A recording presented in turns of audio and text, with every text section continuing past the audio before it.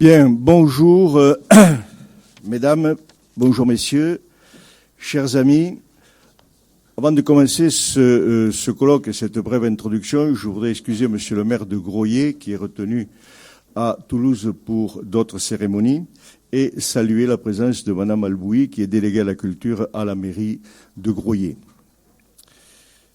La Jette est heureuse de vous recevoir ce dimanche 14 décembre pour participer aux travaux du colloque Jaurès, laïcité et émancipation.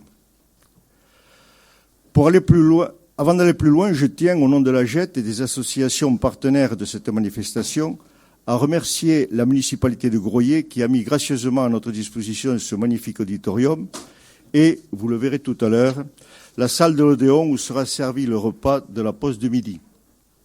Que soit remercié également l'ensemble des techniciens et agents municipaux qui nous a gentiment apporté son aide. Ce colloque clôture notre aventure 2014 Jaurès vivant. Le centenaire de l'assassinat de Jean Jaurès et la commémoration du centenaire de la Première Guerre mondiale a été pour notre association l'occasion de mettre en lumière la vie et l'œuvre de Jean Jaurès.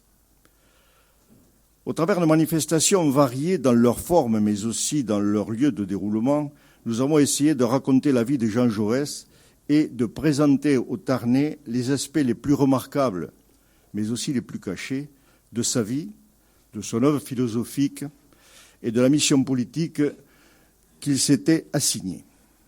La vie de Jean Jaurès. Deux biographies nous ont été présentées. Celle de Pierre Cavillier à Bessoulé, qui a présenté, en enquêteur du passé, la vie de Jaurès dans son intégralité, en insistant sur la sincérité de son engagement, son intégrité intellectuelle et morale, et ses idées qui ont amené des hommes politiques de tous bords à se réclamer de lui. Et pourtant, il n'avait jamais exercé le pouvoir.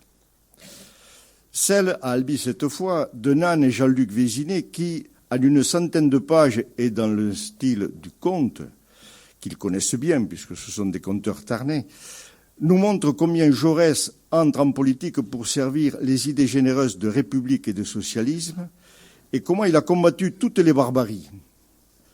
Celle de la guerre, bien sûr, mais aussi celle de l'exploitation capitaliste de l'homme par l'homme. Deux parcours sur les terres de Jaurès.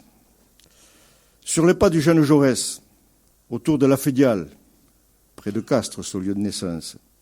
La Fédiale est une petite ferme où Jaurès, qui poursuivait de brillantes études à Paris, revenait pendant les vacances et où il participait aux travaux des champs au milieu des paysans. C'est ainsi qu'il a appris à les connaître et qu'il saura plus tard les défendre.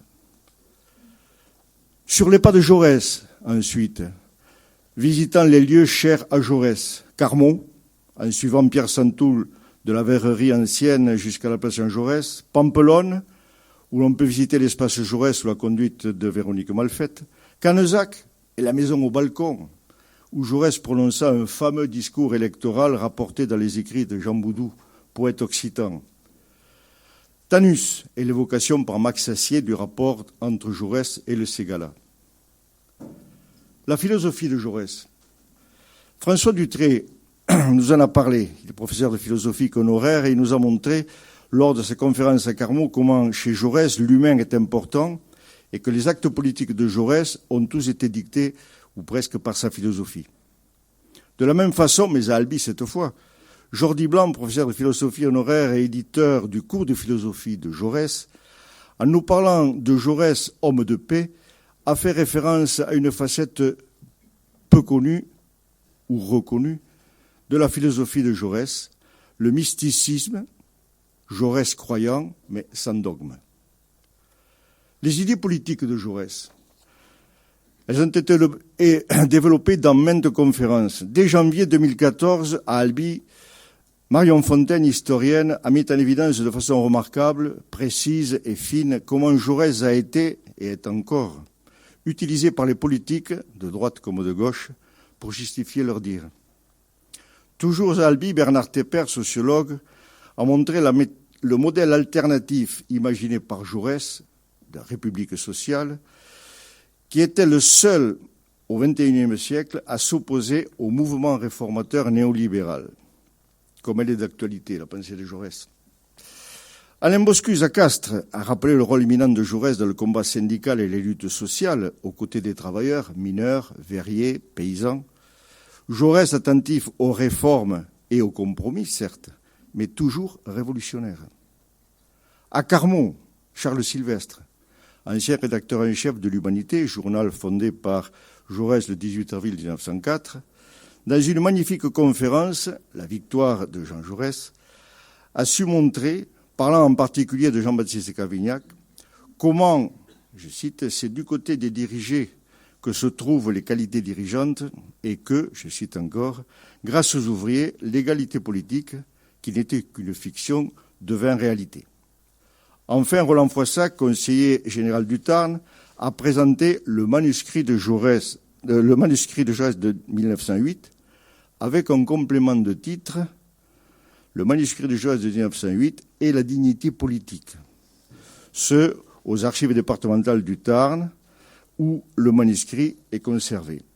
Ce document de 121 pages donne une définition étendue et explicite de l'action du parti, objectif du socialisme, méthode d'action, réforme, révolution, toutes questions qui hantent encore la société française.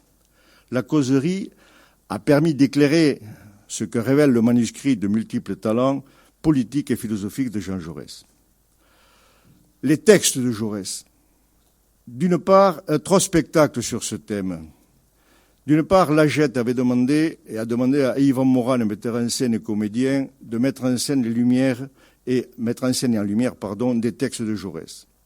Le choix des textes et la construction du spectacle ont permis de faire entendre ce que révèle Jean Jaurès à la fois comme homme politique, philosophe, syndicaliste, humaniste, poète de la nature, mais aussi comme analyste si lucide de son temps et comme visionnaire de l'avenir de la France et de l'Europe. Un spectacle éblouissant qui vous laisse sans voix. Et d'autre part, et d'une autre façon, car mêlant la chanson au texte de Jaurès, nous avons salué 2 performances, celle de Victor Laritournelle, Ils ont tué Jaurès, qui, dans un montage de chansons et de lecture de textes de Jaurès par Pascal Garnier, évoque de grands événements contemporains de Jaurès, et celle de l'ensemble Sol y Fuego, avec son récital à Jaurès, qui se présente sous la forme d'un cabaret littéraire alternant citations de Jaurès, chansons et textes leur faisant écho. Enfin, une journée à Bessoulé. Une magnifique fête populaire et militante, joyeuse et réfléchie. La conférence Jaurès et les paysans par Rémi Pêche. La chorale Modus Vivendi. L'exposition d'art postal Foutez-nous la paix mondiale par le collectif Solitude en alerte. La présentation photographique et les fusillés pour l'exemple au stand de la paix, enrichi de lectures et de lettres de poilus. C'est l'exposition qui est devant vous. Le banquet républicain, la controverse citoyenne, y a-t-il plus d'humanité aujourd'hui qu'il y a 100 ans, animée par Arc-en-Ciel Théâtre. Las cançons occitanes de la Révolution à Jaurès, par l'atelier vocal du Centre occitan Rochegude. Enfin, le cabaret de la paix de Sylvain Blancard, Yannick Garnois et Alain Beraudet, magnifique et émouvante évocation de chants d'espoir pour un monde plus juste, plus libre, plus fraternel, et qui invite à être actrice et acteur de la paix. Placé sous l'égide de la citation de Jean Jaurès, l'humanité n'existe point encore ou elle existe à peine, cette journée, point d'orgue de notre projet, a tenu toutes ses promesses et vous sera raconté en images dans un prochain DVD. Et maintenant, vous avez pu remarquer que tout le département a été impliqué dans ce projet et c'était là un autre défi que nous avions à relever. Tout le département, les villes, mais aussi les campagnes, ont connu l'homme exceptionnel que fut Jaurès. En arrivant à la fin de cette année de célébration de l'œuvre de la pensée de Jean Jaurès, nous devions de rappeler l'action intelligente et généreuse de Jaurès dans l'avènement de la laïcité en France et son combat incessant pour l'émancipation citoyenne. Pour vous présenter et animer tout à l'heure et cette journée, ce colloque, Jaurès, laïcité, émancipation, je vais passer la parole dans 2 minutes à Philippe Prémot, qui est à mes côtés, journaliste à Radio Albigès, une de nos fidèles associations partenaires, Mais avant, je voudrais encore dire quelques merci.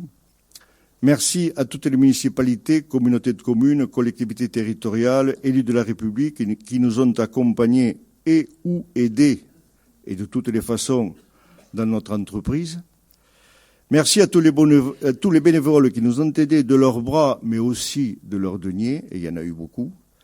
Merci enfin aux adhérents de la JET qui nous ont soutenus dans toutes nos manifestations. Bonne journée à tous, je vous remercie.